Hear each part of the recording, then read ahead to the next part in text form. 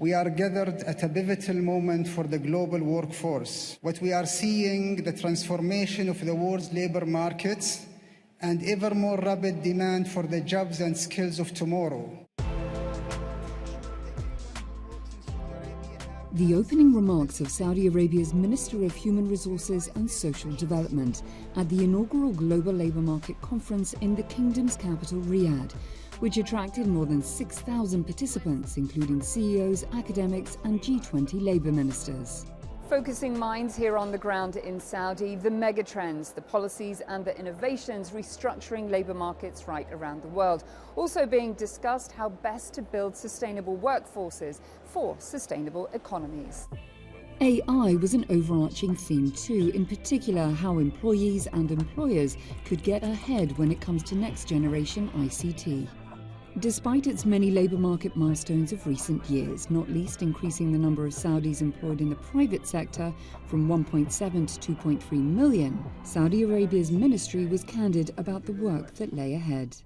As you know, the theme of this conference is more toward the AI and the artificial intelligence. And the latest statistics says that it's more than 133 million jobs will be created from now until 2030. We need to improve the skills of the labor to be ready for these jobs. Talk to me about the vulnerable in society and how we address inequalities in the labour market. Yeah, this is very important. In Saudi Arabia, luckily, we have grown from 17% women participation to 35%, which is ahead of our target in 2030. Also, we have the youth participation. We have plans to increase the youth participation, especially the new graduates, to have a new leap into the market.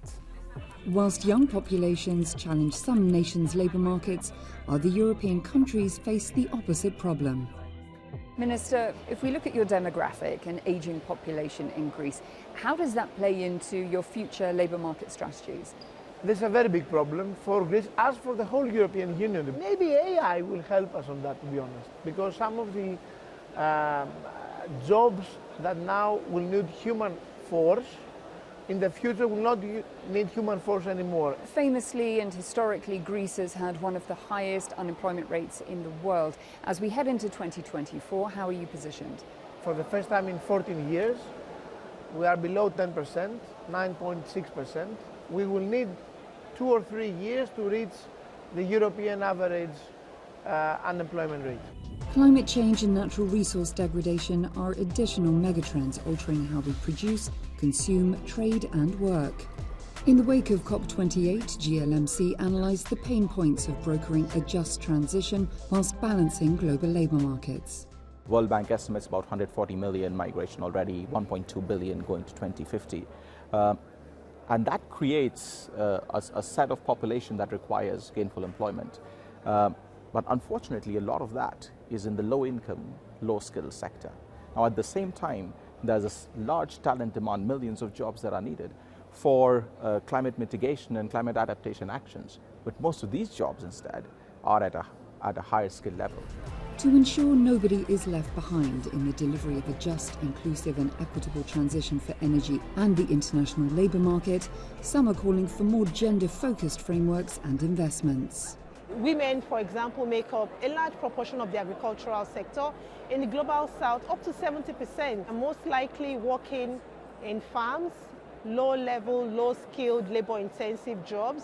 So when climate change strikes and you have flooding, jobs are lost, lands are lost, she has to work harder, sometimes pull her children out of school to join her. Now, these children will contribute to future unskilled labor markets. And then that brings you that vicious cycle. As GLMC drew to its two-day close in Saudi, for some it was almost the end of their working week. We call it the 100-80-100 rule. 100% pay, 80% time, provided you get 100% productivity. And who would have thought that healthier, happier, more engaged employees would be more productive? And the productive discussions will continue in the year ahead until GLMC delegates and decision makers reconvene for the event's second edition in Saudi next year.